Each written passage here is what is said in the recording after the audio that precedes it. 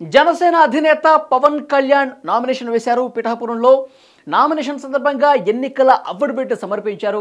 ఆ ఎన్నికల అఫిడవిట్లో ఏ విషయాలు ఉన్నాయి, పవన్ కళ్యాణ్కి సంబంధించిన ఆస్తులు ఏమున్నాయి, ఆయన ఆదాయం ఏంటి, అప్పులేంటి, సో వీటన్నింటికి సంబంధించిన సమాచారం అఫిడవిట్లో పేర్కొనాల్సి ఉంది. సో ఈ నామినేషన్ సందర్భంగా అఫిడవిట్లో ఏ విషయాలు పొందుపరిచారో మీ ముందు ఇచ్చే ప్రయత్నం చేస్తున్నాను. సో పవన్ కళ్యాణ్ గారి ఆస్తులు, అప్పులకు సంబంధించిన పూర్తి సమాచారం ఇక్కడ మనం తెలుసుకోవచ్చు. సో మీకు చూపించే ప్రయత్నం చేస్తున్నాను. ఇక్కడ చూడొచ్చు, అఫిడవిట్కి సంబంధించిన పిక్చర్స్ మన దగ్గర కనిపిస్తూ ఉన్నాయి.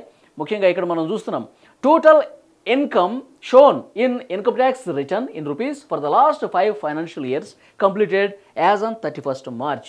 అంటే గత 5 ఆర్థిక సంవత్సరాలకు సంబంధించి పవన్ కళ్యాణ్ గారి ఆదాయానికి సంబంధించినటువంటి వివరాలు ఈ విధంగా ఉన్నాయి.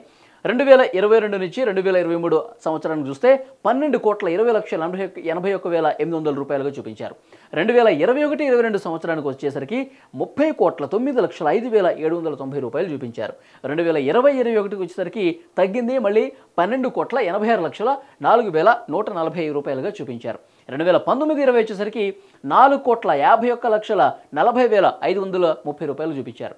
2018-19కి మళ్ళీ తగ్గింది, కేవలం 1,10,62,939 రూపాయలుగా ఇక్కడ మనకి చూపించారు. సో మిగతా అన్నీ కూడా నిల్ కనిపించారు. ఎందుకంటే భార్యకి సంబంధించిన ఆదాయం లేదు, పిల్లలకు సంబంధించిన ఆదాయం లేదు, అన్నీ కూడా నిల్, నాట్ అప్లికబుల్ అని కనిపించిన పరిస్థితి.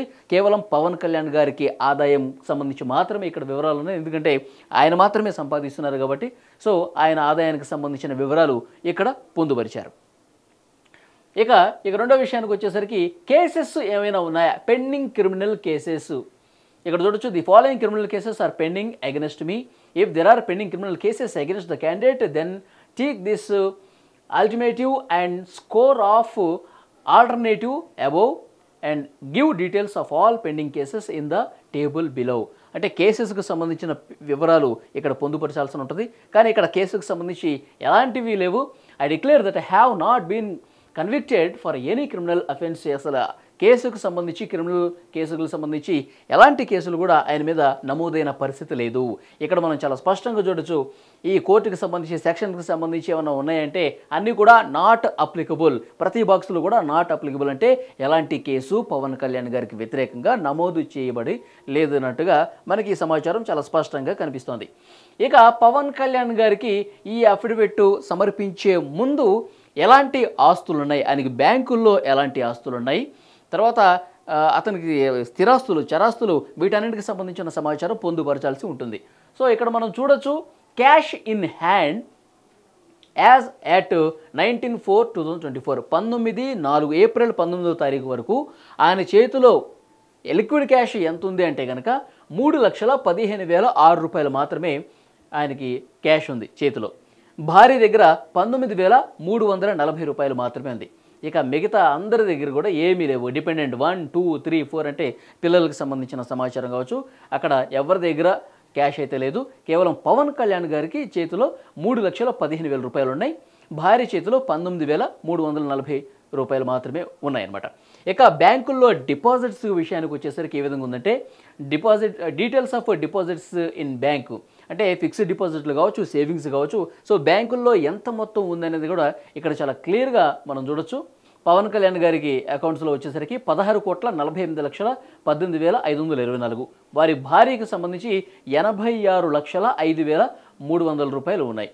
తర్వాత డిపెండెంట్ 1, 2, 3, 4 వరుసగా మనం చూసుకుంటే కనుక 89,38,728, డిపెండెంట్ 2 87,77,128, డిపెండెంట్ 3 85,92,287, డిపెండెంట్ 4 86,25,558 రూపాయలు. సో వాళ్ళ పిల్లలకు సంబంధించి బ్యాంక్స్ ఖాతాల్లో ఆ వరకు డబ్బులు ఉన్నట్టుగా మనకి చాలా స్పష్టంగా అర్థమవుతుంది. ఇట్లా బ్యాంకుల్లో ఫిక్స్డ్ కావచ్చు, తర్వాత సేవింగ్స్కి సంబంధించి కావచ్చు, వాళ్ళ పేర్ల మీద నుండి కావచ్చు, వీటన్నింటికి సంబంధించిన టోటల్ గ్రాస్ ఎంత ఉంది అంటే కనుక, అంటే మొత్తం ఎంత ఉంది అంటే కనుక పవన్ కళ్యాణ్ గారి పేరు మీద 41,65,16,731 రూపాయలు ఉన్నాయి. వారి భార్యకి సంబంధించి బ్యాంక్ అకౌంట్స్లో 1,22,140,000 రూపాయలు ఉన్నాయి. తర్వాత ఈ పిల్లలకి సంబంధించిన వాళ్ళది మొత్తం టోటల్ చూసుకుంటే కనుక 89,38,728 ఒకటి, రెండోది 87,77,128 ఒకటి, 89,17,287 ఒకటి, 86,25,558 వరకు ఉన్నటువంటి పరిస్థితి కనిపిస్తుంది. సో ఇక్కడ అగ్రికల్చర్ ల్యాండ్కి సంబంధించిన పూర్తి డీటెయిల్స్ ఇక్కడ ఇచ్చారు. మొత్తం టోటల్ వచ్చేసరికి అగ్రికల్చర్ ల్యాండ్ వాల్యూ చూసుకుంటే 10,42,00,000 రూపాయలు విలువ చేసేటువంటి ల్యాండ్స్ ఉన్నాయి. ల్యాండ్స్కి సంబంధించిన ఆస్తులు ఉన్నట్టుగా మనకి క్లియర్గా అర్థమవుతుంది. తర్వాత నాన్ అగ్రికల్చర్ ల్యాండ్కి సంబంధించి టోటల్ ఒకసారి మనం చూసుకుంటే కనుక 52,85,2,261 రూపాయలకు సంబంధించి నాన్ అగ్రికల్చర్ ల్యాండ్కి సంబంధించిన వాల్యూ మనకి ఇక్కడ కనిపిస్తోంది.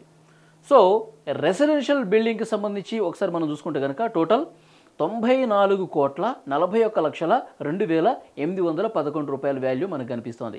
వారి భార్యకి సంబంధించి 1,95,00,000 రూపాయలకు సంబంధించి కనిపిస్తోంది. సో ఇవి డీటెయిల్స్ ల్యాండ్స్కి సంబంధించి వాటి వాల్యూలకు సంబంధించిన సమాచారం ఇక్కడ మనం చూడొచ్చు. సో అన్ని డీటెయిల్స్ కూడా చాలా పక్కాగా పొందుపరిచిన పరిస్థితి కనిపిస్తోంది. చాలా వరకు ఇక వెహికల్స్కి సంబంధించి కూడా ఇచ్చారండి. అంటే మనకి ఏ వెహికల్స్ పవన్ కళ్యాణ్ గారు వాడుతున్నారు, వాటి కాస్ట్ ఎంత, కొన్నప్పుడు ఎంత ఉంటుంది, ఇప్పుడు దాని వాల్యూ ఎంత, వీటికి సంబంధించి కూడా పూర్తిగా ఉన్నాయి. ఇక్కడ మనం అప్పులకు సంబంధించి కూడా మనం మాట్లాడుకోవాలి. Details of deposits and bank accounts మనం ఇంతకుముందు చూసాం. డిపాజిట్స్ అంటే ఇంతకుముందు ఏ బ్యాంకుల్లో ఎంత ఉందన్నది కూడా చాలా క్లియర్గా ఐసిఐసిఐ అయితే ఐసిఐసిఐ, హెచ్డిఎఫ్సి సో పూర్తిగా ఏ బ్యాంకులో ఎవరి పేరు మీద ఎంత ఉందని చెప్పి పూర్తిగా డీటెయిల్స్ పేర్కొనాల్సి ఉంది. వాటికి సంబంధించిన పిక్చర్స్ మీరు చూస్తున్నారు. సో వెహికల్స్కి సంబంధించి కూడా ఇక్కడ మనం చాలా స్పష్టంగా డీటెయిల్స్ చూడొచ్చు. So motor vehicles, air crafts, acts, ships, details of make, registration నెంబర్తో సహా అన్నీ కూడా ఇవ్వాల్సిన అవసరం ఉంది. సో బైక్ అయితే ఆ బైక్ ఏంది, హ్యార్లీ డేవిడ్సన్ హెరిటేజ్. తర్వాత బైక్ నెంబర్ ఉంది, ఇక్కడ ఇయర్ ఆఫ్ పర్చేజ్ ఏ సంవత్సరంలో కొన్నారు ఉంది. సో పర్చేజ్ చేసినప్పుడు అమౌంట్ ఎంత, 32,66,536. సో వెహికల్కి సంబంధించి ఇక్కడ మనం bike, car, pickup truck, car అన్ని 11 వెహికల్స్ ఉన్నాయి. సో దీని టోటల్ కాస్ట్ వచ్చేసరికి వెహికల్స్కి సంబంధించి 14,185,401 రూపాయలు వెహికల్స్కి సంబంధించిన ఈ వాల్యూ ఈ విధంగా ఉంది. సో ఇట్లా ల్యాండ్స్కి సంబంధించి, వెహికల్కి సంబంధించి, చేసినటువంటి అప్పులకు సంబంధించి అన్నీ కూడా పొందుపరచాలి. సో చూసారా, చూసే కొద్దిగా మనకు వస్తూనే ఉన్నాయి ఇంకా. సో అప్పులకు సంబంధించి కూడా ఇక్కడ మనం చూడొచ్చు. Loan or dues to any other individuals entry other than those mentioned above in respect of self. ఇక్కడ మనం చూడొచ్చు. సో వీళ్ళ దగ్గర అప్పులు తీసుకున్నారు పవన్ కళ్యాణ్ గారు. ఎవరెవరి దగ్గర ఎంత తీసుకున్నారు అనేది కూడా చాలా స్పష్టంగా కనిపిస్తుంది. సో నాకు తెలిసి ఇవి సినిమా వాళ్ళకి సంబంధించి నిర్మాతల దగ్గర కావచ్చు, కొంతమంది వేరే వాళ్ళ దగ్గర కావచ్చు, ఆయన తీసుకున్నటువంటి అప్పులకు సంబంధించిన డీటెయిల్స్ ఉన్నాయి. విజయలక్ష్మి విఆర్ 8 కోట్ల రూపాయలు అప్పు తీసుకున్నారు. తర్వాత హారికండ్ హాసిని క్రియేషన్స్ 6,35,00,000. తర్వాత lead IT India private limited 6 కోట్లు. ఎంవిఆర్ఎస్ ప్రసాద్ 3,50,00,000. తర్వాత ఎర్నేని నవీన్ 5,50,00,000. ప్రవీణ్ కుమార్ ఎం 3 కోట్ల రూపాయలు. మైత్రి మూవీ మేకర్స్ 3 కోట్ల రూపాయలు. శ్రీ యశ్వంత్ ఫైనాన్షియర్స్ 3 కోట్ల రూపాయలు. రాహుల్ కుందనవరం 2,80,00,000. ఎంవిఆర్ఎస్ ప్రసాద్ 2 కోట్ల రూపాయలు. తర్వాత కొణిదెల సురేఖ అంటే వదినమ్మ గారి దగ్గర అనుకుంటా. సో 2 కోట్ల రూపాయలు తీసుకున్నారు. తర్వాత కోటిమిరెడ్డి సాహిత్యరెడ్డి 50,00,000 రూపాయలు తీసుకున్నారు. లింగారెడ్డి లలిత 50,00,000 తీసుకున్నారు. ఏ దయాకర్ 45,00,000 తీసుకున్నారు. డివివి యాంటనైడ్స్ దగ్గర 10,00,000 రూపాయలు. అంటే ఓవరాల్గా మొత్తం ఇండివిజువల్స్ దగ్గర తీసుకున్నటువంటి సినిమాలకు సంబంధించిన ప్రొడ్యూసర్ల దగ్గర, వేరే వాళ్ళ దగ్గర తీసుకున్న మొత్తం అప్పు వచ్చేసరికి పవన్ కళ్యాణ్ గారు 46,70,00,000 రూపాయలు అప్పు చేశారు ఆయన. సో ఎందుకంటే ఇప్పుడు సినిమాలు సంబంధించి చేసేటప్పుడు అవసరాల నిమిత్తం తీసుకోవచ్చు. సో ఆయన పార్టీ పెట్టాడు కాబట్టి పార్టీని నడిపించడానికి కొంత అప్పు చేయాల్సిన పరిస్థితి రావచ్చు. సో ఓవరాల్గా ఆయన చేసినటువంటి అప్పు 46,70,00,000 రూపాయలు ఆయన అప్పు చేసిన పరిస్థితి కనిపిస్తుంది. సో బ్యాంకుల దగ్గర తీసుకున్నటువంటి అప్పే కాకుండా ఇట్లా ఇండివిజువల్గా కూడా తీసుకున్న అప్పును కూడా తప్పనిసరిగా ఎన్నికల అఫిడవిట్లో పొందుపరచాలి.